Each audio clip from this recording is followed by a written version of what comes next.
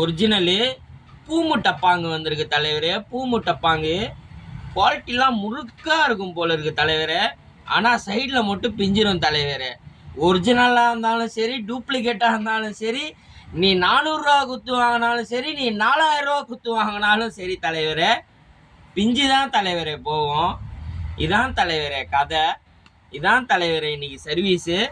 இன்னைக்கு 4 உள்குத்து குத்த போகிறோம் தலைவரே. சும்மா சைடில் உள்குத்து குத்தி சும்மா முறுக்கா இன்னைக்கு சர்வீஸ் பண்ணி கொடுக்க போகிறோம் தலைவரே. என் பிஞ்சு தான் தலைவரே போவோம்.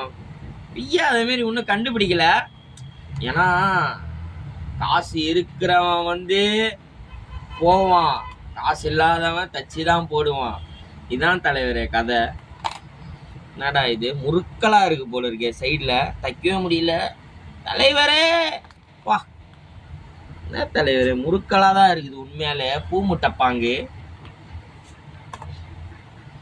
நீ இதை ஒரு முறப்பா பண்ணணும் தலைவரே. அப்போதான் தலைவரே இது நிற்கும்.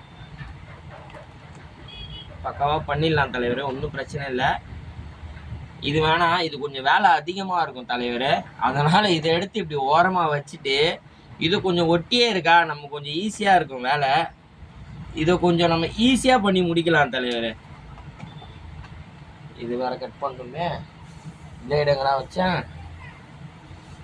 ஏதோ ஒன்று தலைவரே பண்ணி முடிக்கணும். கஸ்டமர்கிட்ட கொடுத்தா கஸ்டமர் கொஞ்சம் திருப்தியாக போவாங்க. அவ்வளோதான் தலைவரே. சரி தலைவரே, தைக்கிறதுக்கு ஒரு 10-15 நிமிஷம் ஆகும். நான் தைச்சு முடிச்சிடுறேன். நீங்களும் ரொம்ப நேரம் பார்த்துட்டே இருக்க மாட்டீங்க, உங்களுக்கும் வெறுப்பாயிடும். அதனால் நான் இத்துடன் என் உரையை முடித்துக் கொள்கிறேன் தலைவரே.